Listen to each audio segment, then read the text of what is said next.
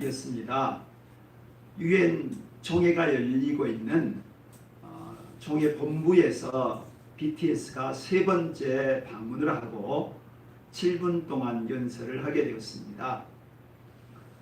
연설의 내용은 리더였었던 리더가 이렇게 말을 합니다. 일산에서 있었던 날들의 행복한 것과 그렇지만 그가 남들의 눈으로 자기를 바라봤을 때 절망을 하게 되었고 모든 것이 올스톱이 되었는데 그러나 거기서 포기하지 않고 그가 결국 자기를 찾아가는 그 여정을 통해서 오늘 이 자리까지 오게 된 것에 대한 얘기를 합니다. 그러면서 실수가 많았던 과거 그리고 실수투성이 결점투성이의 오늘 자기 조금은 더 나아질 미래에 대한 얘기를 하면서 자기 자신을 사랑하게 되었다라는 얘기를 합니다. 결론은 사랑하는 자가 바로 희망이고 행복이다 라고 하는 것으로 결론을 냈습니다. 이것을 유엔 총회에서 직접 생중계를 했었는데 유엔 총회 본부에 들어가 보면 평소에 많은 것이 몇십만 단위입니다. 몇십만도 별로 없어요. 그 유엔 세계 정상들이 모여서 세계적인 중요한 사안을 논하는 그 자리에도 별로 사람들이 관심이 없어요. 그런데 이 BTS가 왔다는 것 때문에 그날 100만 명 이상이 접속을 했고 이 유튜브가 버벅거릴 만큼의 그런 일이 벌어졌답니다. 그리고 그날 하루 1200만 이상의 사람들이 그걸 관람을 하게 되었고 더 놀라운 것은 퍼미션 투 댄스다라는 그 뮤직비디오를 거기서 상영을 했어요. 근데 그것은 유엔 총회 본부 안에서 촬영한 그런 내용이에요. 그리고 7개의 문을 통해서 7명이 나가고 그 광장에서 춤을 추는 그런 내용입니다. 내용은 우리가 춤추는 거 허락받지 않지 않느냐 하면서 우리 인생 자체를 자유롭게 행복하게 살라는 그런 메시지의 내용들이에요. 어떤 사람들은 그렇게 말합니다. 어떻게 유엔의 문이 7개냐 7명이 올 것을 알고서 만든 거냐 그런 식의 내용까지 나올 정도로 굉장히 센세이션을 일으킨 그런 메시지였습니다. 희망을 노래한다는 것 그리고 앞으로의 세대는 로스트 제너레이션이 아니라 웰컴 제너레이션이다 그렇게 말을 했습니다. 잃어버린 세대가 아니라 환영받을 세대고 복된 세대다 그 얘기를 했다는 거예요. 어떻습니까? 앞으로의 미래가 또 우리 젊은 세대가 환영받을 세대고 축복받을 세대다 그렇게 생각을 하십니까? 많은 젊은이들이 이 일에 열광도 했고 또 댓글 다루면서 격려도 했고 또 감사도 했어요. 근데 역설적으로 미래를 얘기하고 희망을 얘기하고 거기에 열광한다는 뜻은 뭐죠? 희망이 없다 이 말이에요. 희망이 줄어들고 있기에 도리어 그걸 통해서라도 대리만족을 하고 또한 그 시간이라도 마음에 여유와 희망을 가져보려고 한다라는 뜻입니다. 자기를 사랑하는 것으로 이 연설을 마칩니다. 자기를 사랑하는 것이 미래 세대의 희망이 될까요? 우리 젊은이들이 자기를 사랑한다고 미래에 어떤 희망이 열려질 수 있느냐라고 하는 문제죠. 진정한 희망, 진정한 행복이 무엇이고 어디에서 찾을 수 있겠는가라는 질문을 하게 되죠. 우리는 사도행전을 통해서 이 바울이란 사람이 이 가는 여정을 지금 살펴봅니다. 그런데 이 바울이 오늘 본문에서 목숨보다 귀한 것이 이것이다라고 얘기합니다. 목숨보다 귀한 것을 발견했다고 한다면 그것이 진정한 가치자 행복이자 희망이지 않겠어요? 우리가 오늘 그것을 다시 한번 살펴보고자 합니다. 지금 바울은 3차 전도 여행 중에 드로아라고 하는 곳에 와 있습니다. 이 드로아는 환상을 보고 유럽으로 건너겠던 항구이자 다시 돌아와서는 이제 드로아에서 에베소를 지나가지고 에베소 앞에 밀레도를 지나가지고 예루살렘까지 가려고 하는 그런 이 기착지다라는 얘기입니다. 7절에 그런 내용이 나오죠. 그 주간의 첫날에 우리가 떡을 떼리하여 모였더니 바울이 이튿날 떠나고자 하여 그들에게 강론할세 말을 밤중까지 계속하며. 아멘. 바울이 지금 급한 거예요. 왜냐하면 오순절 절기 안에 예루살렘에 도착하려고 하는 목적을 세웠어요. 그렇기 때문에 중간중간에 머물 수 있는 시간이 없는 거예요. 이래 동안 머물렀던 이 드로아에서 마지막 날, 주간의 첫날, 오늘날로 말하면 일요일이자 주일을 말하는 거예요. 그날에 성찬식을 하기 위해서 모였다는 거예요. 그러니까 예배 드리기 위해서 주일날 이 초소에 모였다는 겁니다. 그런데 내일 떠난다고 했잖아요. 그런 시간이 얼마나 아까워요. 그러니까 한 시간을 아껴서 밤새워서 하나님의 말씀을 증거하는 일이 벌어진 거예요. 이게 바로 드로아에서의 바울이 얼마나 이 성도들에게 역점을 두어서 가르치고 있는가라는 걸 보여주는 것이죠. 그런데 거기에 유두고라고 하는 청년이 나옵니다. 성경 안에 이름이 나온다라고 하는 건 둘 중에 하나예요. 악인이든 선인이든 둘 중에 하나가 이름이 나와요. 근데 이 사람의 이름이 등장한다는 것은 교회사 속에서 매우 중요한 역할을 했던 유명한 인물이다 라는 뜻이에요. 근데 이 청년이 이 바울이 강론하고 있는 그 예배당에 나왔다는 거예요. 근데 주일날이라고 그랬잖아요. 그리고 밤늦게까지 말씀을 전했다고 그랬죠. 그러니까 아침부터 밤늦게까지 지금 하루 종일 부흥회를 하고 있는 셈이란 말이죠. 거기에 이 유두고라는 청년이 참여를 했다. 굉장히 칭찬할 만한 일이고 박수 받을 일이잖아요. 어떻게 청년이 하루 종일 예배에 참석을 해서 내일 출근도 해야 되고 내일 바쁠 수도 있는 상황이잖아요. 그런데 하루 종일 이렇게 말씀을 듣고 있다는 건 매우 고무적이고 칭찬받을 일이에요. 우리 어린 친구들이 여기 있습니다만은 이 친구들이 교회 안에 있다라는 것은 큰 희망이자 사실 기독교는 청년들이 중심이었어요. 예수님 젊은이셨어요. 사도 바울 젊은이였어요. 젊은 시절에 부름을 받아서 예수님의 사도들도 다 20대 많아야 30대 주의 일을 했던 헌신했던 사람들이란 말이죠. 루터가 사제가 되기로 결정한 것이 22세고 이 종교개혁을 이루었을 때가 34살 때였다고 합니다. 또한 칼빈이 종교개혁을 완성을 할 만큼의 기독교 광요를 펴냈을 때가 22살 때였다고 해요.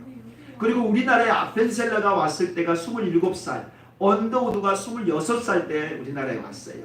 그러니까 이 젊은 날 그들이 하나님께 헌신했다 이 말입니다.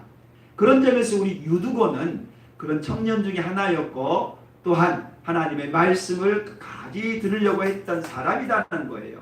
9절 후반절 깊이 졸더니 바울이 강론하기를 더 오래 하매 졸음을 이기지 못하여 3층에서 떨어지거늘 일으켜보니 죽었는지라.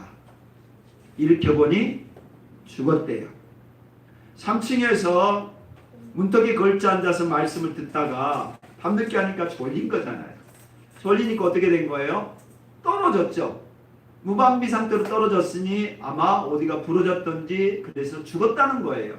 죽었다고 나와요. 분명히 죽었어요. 그러니까 쇼킹한 사건이 벌어진 거잖아요. 지금 부흥회를 하고 있고 말씀을 듣는 시간에 무슨 일이 벌어졌다고요? 청년 하나가 죽게 되었다고요. 그런데 설교를 듣다가 이런 일이 있다는 거예요. 교회 안에서 이런 일이 생겼다는 겁니다. 어떻게 아시겠습니까? 예배 드리러 왔다가 죽음 일이 벌어졌다는 거예요. 보통 사건이 아니잖아요. 우리가 하나님을 섬기기 때문에 내가 교회에 잘 나오기 때문에 열심히 하기 때문에 사고가 안 난다? 네. 아니에요. 설교를 듣고 열심히 있고 열정도 있고 패기도 있었던 젊은이도 실족을 할 수 있고 심지어 죽을 수도 있음을 보여주는 것이에요. 근데 여기서 끝난다면 믿음이란 것이 의미가 없는 것이 되겠지요. 우리 11절 같이 한번 읽어볼까요? 올라가 떡을 떼어 먹고 오랫동안 곧 날이 새기까지 이야기하고 떠나니라. 아멘. 어디로 올라간 거예요? 3층으로. 그러니까 1층에 내려가서 이제 받겠죠. 집회를 하다 말고 사람이 죽었으니 떨어졌으니 이제 가본 거죠. 근데 바울이 뭐라고 그러냐면 죽지 않았다 말을 해요. 방금 전에 뭐라고요? 죽었다고 분명히 나오죠. 숨이 끊어져 죽은 거예요. 근데 바울이 가서 기도하고 그 숨이 살아난 걸 보았다는 거예요.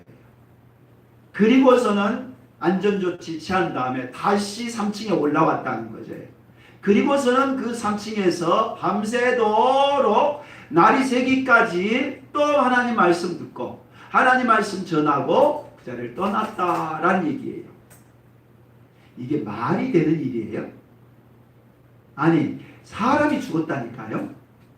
이 사람이 죽었는데 사람 죽은 것을 내버려 두고, 물론 이제 숨이 다시 돌아왔으니까 그러겠지만, 사람이 죽었는데 그걸 내버려 두고 말씀을 전했고 말씀을 들었다는 거예요.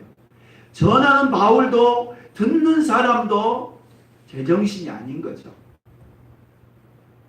이게 복음이자 하나님의 말씀이라는 거예요. 사람의 생명보다도, 사람이 죽고 사는 것보다도 하나님의 말씀을 듣는 것이 그만큼 더 귀하고 소중하다라는 것이에요.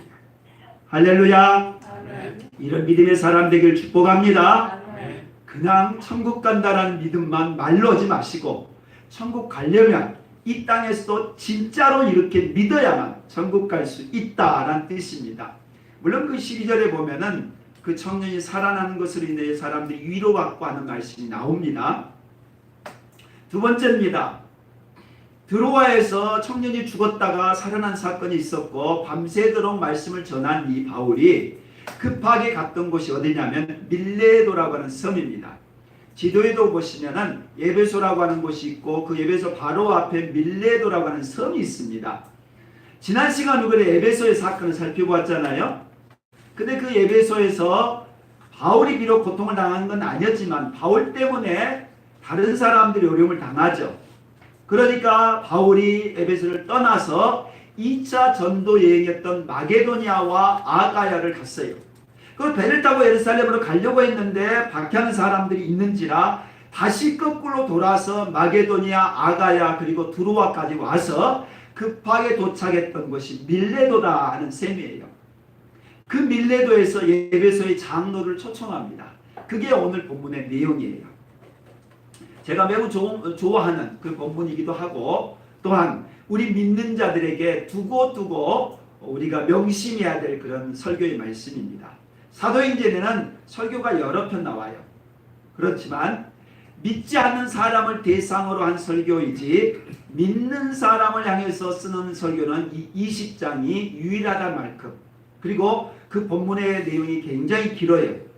그러니까 바울이 평소에 무엇을 설교했고 무엇을 가르쳤는가를 우리가 알 수 있는 본문이에요. 그래서 이 20장은 바울의 마지막 유언적인 설교이자 또한 믿는 자들에게 주신 메시지로 매우 우리에게 영적인 유의감을 주는 것입니다. 바울이 밀레도에서 사람들 에베소에 보내어 교회의 장로를 청했다라고 합니다. 시간이 없는 바울이 급하다 보니까 이 장로를 청했다라는 거예요. 그리고서는 이 설교의 말씀으로 쭉 얘기 나누는 겁니다. 우리 19절 말씀 같이 한번 읽어볼까요? 곧 모든 겸손과 눈물이며 유대인의 관계로 말미암아 당한 시험을 찾고 주를 섬긴 것과, 아멘. 31절 보면은 3년 동안이나 내가 눈물로 권면했다 그런 내용이 나와요. 그가 에베소에서 3년 동안 있었고 그 3년 동안이나 사람들에게 눈물로 교훈했다 그 말이 나와요. 첫째는 겸손, 두 번째는 눈물, 세 번째는 시험을 참았다라는 내용이 나옵니다. 이 세 가지가 사도 바울이 에베소에서 자기가 역점을 두었던 것 세 가지라는 거예요. 신앙에 있어서 그가 목회자로서 사도로서 있었던 세 가지. 첫째는 겸손, 두 번째는 눈물, 세 번째는 시험. 설교하면서 제 자신에게도 적용을 해보았을 때 겸손했을까? 많이는 안 그런 것 같아요. 눈물을 흘렸나? 이것은 거의 흘리지 않은 것 같고요. 시험을 참는 것, 이건 좀 한 것 같아요. 3년 동안 사도 바울은 이 세 가지, 겸손하고 눈물을 흘렸고 시험을 참았다라고 말을 합니다. 우리들 또한 마찬가지로 주를 섬길 때 겸손하시기를 바라고 눈물을 흘려 기도하시길 바라고, 오늘도 사실 기도 속에서 우리 권사님 하셨지만 사실 예전에 병원에 계실 때 저하고 일주일에 3번 기도를 했는데 항상 눈물을 흘려 기도를 하셔요. 우리에게 이런 눈물의 기도가 있어야 해요. 나라를 위해서 여러 이야기를 하겠지만 눈물의 기도가 있어야 돼요. 욕을 하고 저주하고 막 망하라고 그게 아니라 눈물의 기도가 있어야 되는 거예요. 교회도 그렇고요. 그리고 주를 섬기기 위해서 시험을 참았다라고 말합니다. 21절 읽어볼까요? 유대인과 헬라인들에게 하나님께 대한 회개와 우리 주 예수 그리스도께 대한 믿음을 증언하는 것이라. 아멘. 이것은 믿지 않는 자들에게 행할 것이 2가지입니다. 믿는 자로서 내가 행해야 될 건 3가지를 말하는 것이고, 믿지 않는 자들에게 전할 것은 2가지. 회개와 믿음이에요. 첫째, 회개라는 게 뭐죠? 회개라는 건 내가 죄인이라는 걸 깨닫는 거죠. 내가 하나님이 아닌 것을 섬겼고 내가 하나님이 아닌 것을 믿고 살았던 인생을 바꾸는 것, 거기서 돌이키는 걸, 이걸 회개라고 해요. 그러니까 교회 안 나온 사람이 교회 나온 것, 예수를 안 믿는 사람이 예수를 믿는 것, 기도하지 않았던 사람이 기도하는 것, 우리가 예수님을 섬기고 예배드리고 하나님을 믿고자 하는 것, 이게 회개다라는 거예요. 안 믿는 사람들은 예수님 모르잖아요. 교회 안 나오잖아요. 그러니까 그들을 예수님 앞에 소개를 하고 교회를 나오도록 하고 기도하게 하고 예배드리고 헌금도 하고 자기의 삶까지 드리도록 하는 거, 이게 회개다라는 거예요. 2번째, 예수 그리스도께 대한 믿음이다 그랬어요. 회개도 믿음이 있어야지 회개를 할 수 있는데 회개하고 나서는 믿음이 필요한 거예요. 다시 말하면 신앙생활은 믿음으로 시작을 했다가 믿음으로 마치는 거예요. 시작도 믿음이고 중간도 믿음이고 마지막도 믿음이에요. 모든 게 사실은 믿음으로 이루어져요. 믿음의 반대가 뭡니까? 행위예요. 율법이고. 그러니까 믿음으로 구원받는다, 믿음으로 신앙을 출발한다는 뜻은 우리의 행위와 우리의 공로와 우리의 선행과 우리의 노력으로 된 게 아니다라는 뜻이에요. 주어진 것을 받아들이는 것, 그걸 믿음이라고 해요. 그럼 그렇게 받아들였으면 평생을 그렇게 살라, 이게 회개와 믿음이다 라는 말씀이에요. 24절 참 유명한 말씀이죠. 우리 같이 읽어볼까요? 내가 달려갈 길과 주 예수께 받은 사명 곧 하나님의 은혜의 복음을 증언하는 일을 마치려 하면은 나의 생명조차 조금도 귀한 것으로 여기지 아니하노라. 아멘. 나의 달려갈 길과 주 예수께 받은 사명이다 라고 그랬어요. 바울은 그렇게 살아왔고 또 지금도 그렇게 달려가고 있는 거예요. 바울의 인생은 진짜의 인생이었어요. 목숨도 내놓을 정도의 인생이었단 말이죠. 근데 그 인생이 뭘 추구했다고요? 주 예수께 받은 사명 곧 하나님의 은혜의 복음을 증거했다. 은혜의 복음을 증언하기 위해서는 자기의 생명도 아까워하지 않았다는 거예요. 그러니까 자기의 생명이 있고 내 생명이 있고 은혜의 복음이 있다면 내 생명보다 은혜의 복음을 먼저 내세웠다는 거예요. 그러니까 그 은혜의 복음을 위해서는 생업도 내려놓을 수 있었던 것이고 자기의 젊음도 포기할 수 있었던 것이고 심지어 자기의 목숨까지도 내려놓고 어떤 박해든지 어떤 상황이든지 복음을 위해 살았다라는 뜻입니다. 은혜의 복음, 은혜의 복음을 위해서. 은혜의 복음이라는 게 뭐죠? 하나님이 주신 은혜가 곧 우리에게 복음된다라는 얘기 아니겠어요? 하나님의 은혜가 뭡니까? 하나님의 은혜는 죄인된 우리들에게 죄사함을 그저 주었다는 거죠. 죄사함을 주신 예수님을 우리가 받아들이면 구원받는다라는 거죠. 이게 은혜의 복음이에요. 너무 쉬워요. 너무 간단하고 너무너무나 짧고 간단하고 단순해요. 우리는 죄인입니다. 죄인된 여러분은 스스로 구원받을 길이 없어요. 예수님이시면 됩니다. 예수님은 여러분 죄를 구원하러 오신 분입니다. 여러분이 그 예수님을 믿으면 구원받습니다. 그리고 예수님과 함께 평생 사시다가 진짜 예수님과 함께 영원히 사는 천국 가게 될 것입니다. 이게 은혜의 복음이에요.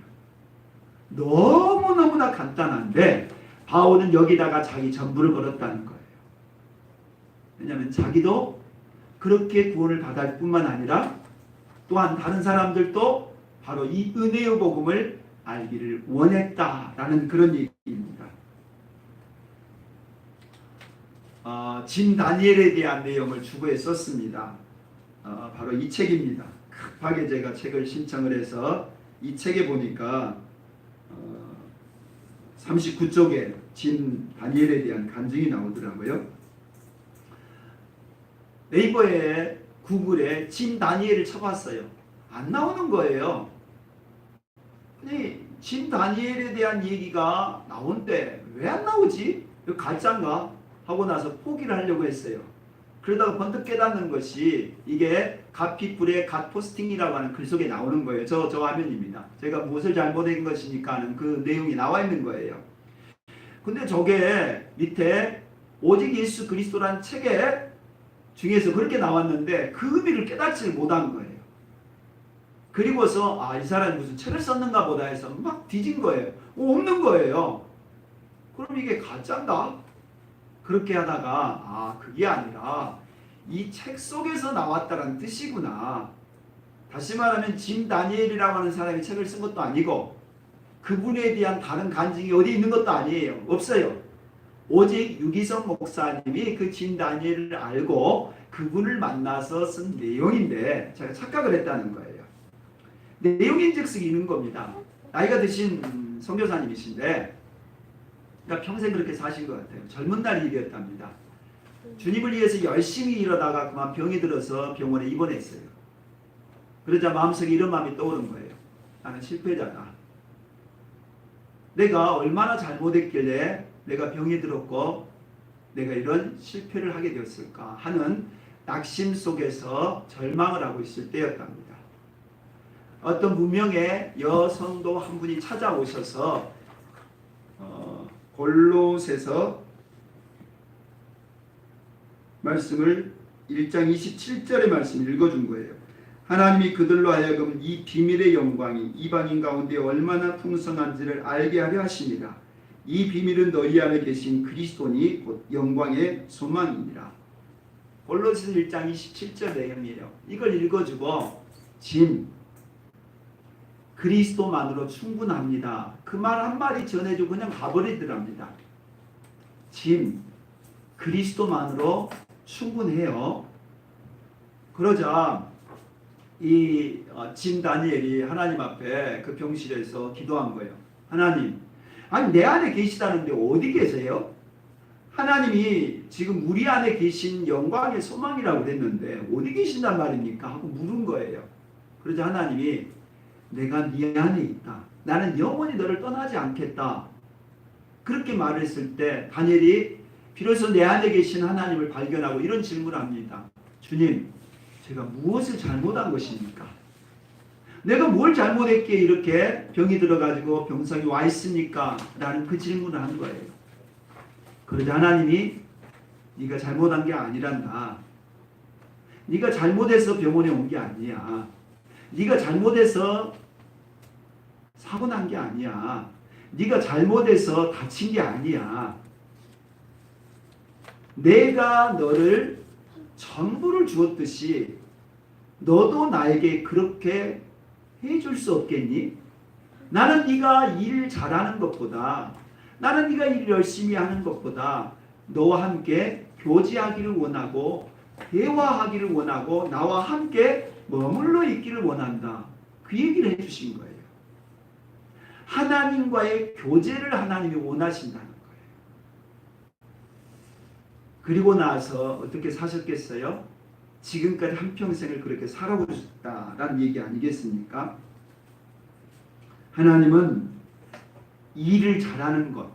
일을 많이 하고 열심히 하는 것도 기뻐하실 수 있지만 사실 그것보다도 우리 자신을 원하신다는 거죠. 자녀가 잘하면 좋겠지만 잘하기 때문에 사랑하는 건 아니잖아요. 자녀이기 때문에 사랑해 주시는 거죠. 하나님도 그렇다는 거예요.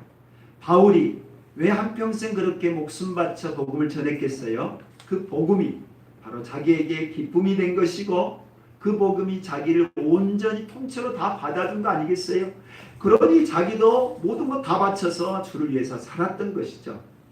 바울이 목숨보다 귀한 복음이다라고 말할 수 있었던 것은 하나님이 자기를 이렇게 받아주셨기에 자기도 그렇게 하나님께 드렸던 삶이다라는 얘기예요.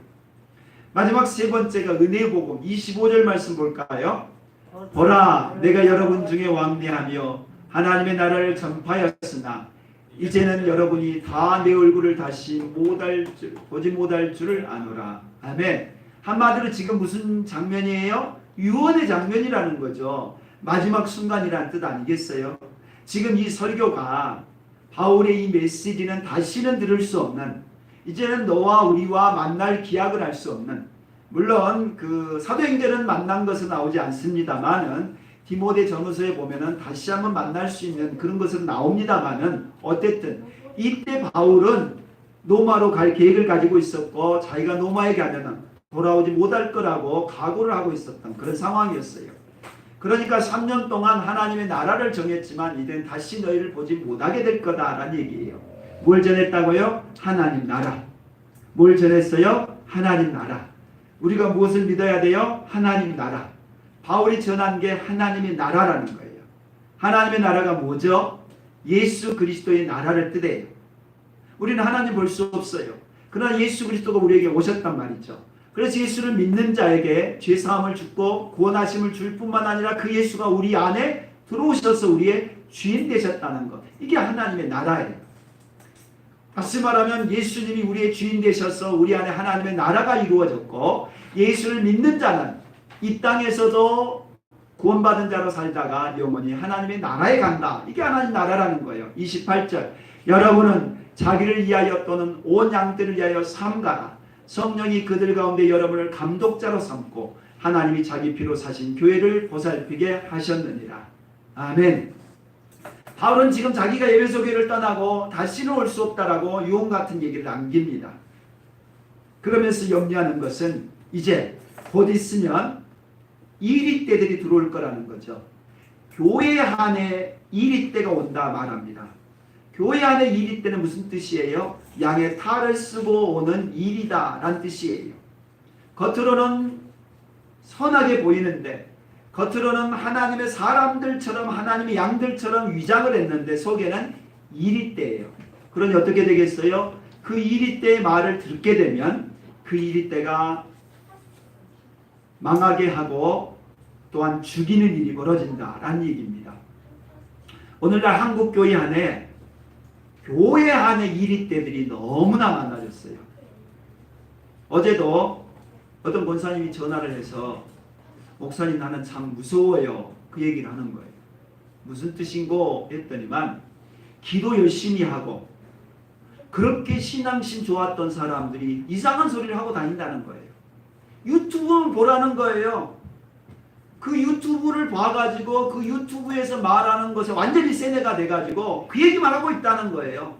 근데 그 유튜브 내용이 뭐냐면은 우리나라는 빨갱이 나라가 되고 공산주의가 되고 공산주의가 되면 200만이 죽고 200만이 죽으면 당신이 죽는다 그 얘기를 하는 거예요.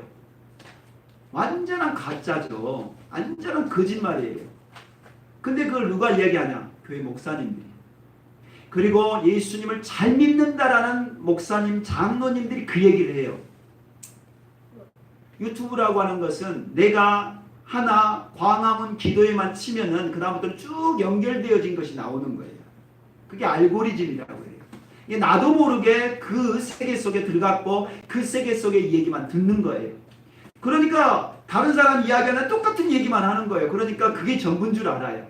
정반대적인 얘기를 들으려고도 하지 않고 믿으려고도 하지 않고 완전히 그 세계에 빠져 있는 거예요. 한마디로 이단 사이비가 된 거예요. 교회 안에 있으면서도 거짓된 말씀을 듣고 있다는 거예요. 그래서 이 시대에 바른 말씀 듣기가 정말 어려운 시대가 됐어요. 성경을 믿는다고 하지만은 성경의 일부만 가지고 성경이라 말하는 사람이 너무 많다는 거예요. 그런 점에서는 저도 예의가 아닐 수 있죠. 여러분도 그럴 수가 있어요. 우리가 믿는다고 하면서도 엉뚱하게 잘못 믿는 경우가 있을 수 있다는 거예요. 여러분이 성령께서 감독자로 삼는 자라고 분명히 말을 해요. 성령이 세우신 지도자들, 그게 목회자들이에요. 그만큼 영광스러운 자들이란 말이죠. 교회가 뭐라고요? 자기 피로 사신 교회랍니다. 아니, 하나님이 자기 피로 사셨다. 예수님의 피로 사셨다는 뜻 아니겠어요? 예수님의 핏값으로 사신 것보다 귀한 게 세상에 어디가 있어요? 돈이요? 아니, 명예요? 우리 목숨이요? 전 지구요? 예수의 핏값으로 살 수 있는 것은 교회밖에 없다는 거예요. 교회가 그만큼 영광스러워요. 교회가 그만큼 위대하다는 거예요. 예수의 핏값으로 구원해 주실 만큼의 교회는 놀라운 곳이에요. 교회를 섬긴다는 것 쉽게 보지 말라는 거예요.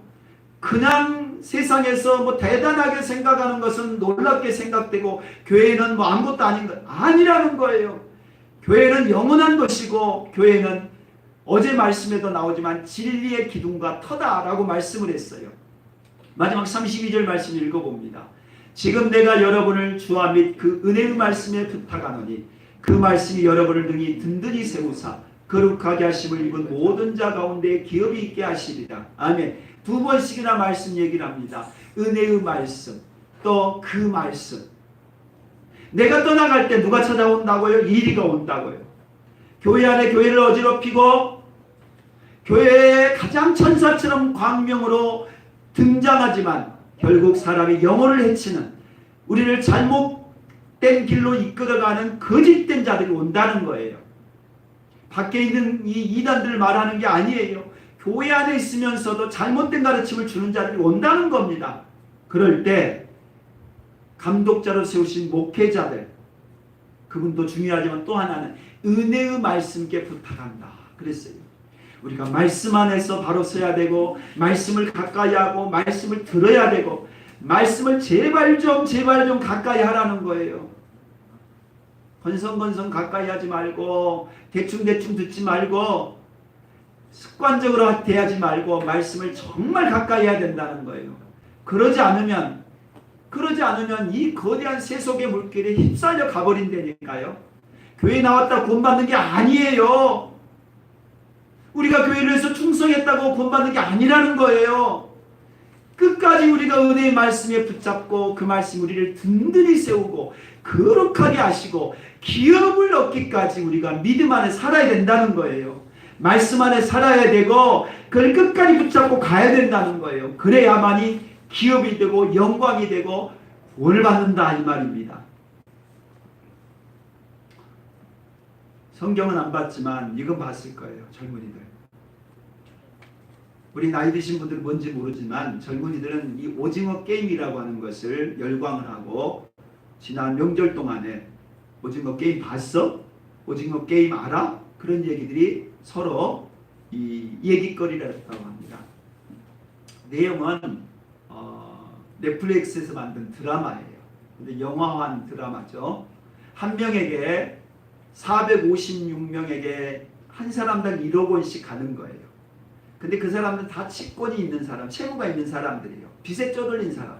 그 사람들에게 이 제안을 합니다. 당신이 선택하라고. 그래서 선택해서 간 거예요. 그리고 그 게임에 참석했습니다. 그리고 그 게임에서 탈락을 하게 되면 6가지 그 게임이 진행이 되는데 죽는 거예요. 총에 맞아 죽는 거예요. 또는 떨어져 죽는 거예요. 그러니까 돈을 위해서 자기의 목숨을 저당 잡히고 그 게임에 참여한 겁니다. 그리고 마지막 한 사람에게 456억이 주어지는 그런 게임입니다. 근데 이 게임에 대한민국에서도 1위, 미국에서도 1위, 전 세계적으로도 2위를 하다가 지금 1위가 되었다고 해요. 그러니까 전 세계 사람들이 이 넷플릭스 영화에 열광을 한다는 거예요. 왜 그럴까요? 우리 현실을 너무 닮았기 때문에. 돈 때문에 목숨을 내걸고 그 게임에 참석을 하는데 그 게임의 승자가 한 사람밖에 없는 구조. 그게 우리 사회라는 거예요. 너무나 살벌하고 또한 이 죽음을 각오하지 않으면 살 수 없을 만큼 어려운 우리의 절망적인 현실을 보여주고 있다는 거예요. 한 사람이 456억을 차지했으면 행운이고 희망이 될까요? 455명의 핏값으로 얻어진 것이 어찌 희망이고 그것을 행운이라 말할 수 있었겠어요? 우리는 두 가지 추석 명절에 이 센세이션을 일으킨 사건을 나누었어요. BTS는 희망을 노래했어요. 그 희망은 자기 자신을 사랑하는 거다라고 말을 했어요. 넷플릭스는 희망의 세상이 아니라 절망적인 세상, 돈이 모든 걸 지배하고 돈 때문에 우리의 목숨까지도 저당 잡혀야 되는 이 절망적인 현실을 얘기했다는 거예요. 우리 현실이 사실은 절망적인 게 있을 수 있어요. 그렇다면 진짜 희망을 어디서 찾을 수 있냐 이거죠. 무엇이 희망이냐 이거죠. 그것이 오늘 우리는 바울 사도의 이 신앙의 여정을 통해 살펴보았다는 거예요. 지난 9월 25일 날 묵상 말씀이 이런 구절이 나오죠. 어제 말씀이죠. 이 집은 살아계신 하나님의 교회요 진리의 기둥과 터니라. 우리 같이 읽어볼까요? 이 집은 살아계신 하나님의 교회요 진리의 기둥과 터니라. 다시 한번.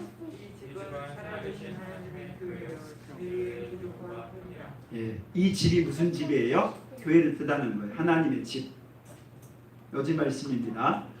교회는 하나님의 집이자 살아계신 하나님의 거처이고 진리의 기둥과 터다. 그렇게 말을 해요. 진리라고 하지 않아요. 교회가 진리일 수 없잖아요. 근데 기둥이라고도 하고 터라고 해요. 진리가 무엇이죠? 진리가 여러분에게 있습니까? 진리가 뭐예요? 진리는 삼위일체 하나님이 진리고 성경의 말씀만이 진리예요. 진리는 영원 불변한 것이고 진리는 진짜예요. 진짜는 삼위 하나님밖에 안 계시고 성경밖에 없다는 거예요. 왜냐? 영원하기 때문에. 그런데 우리가 이 땅에서 진리인 것처럼 붙잡는 그것은 사실은 신기루와 같은 것이고 꿈과 같은 거라는 거예요.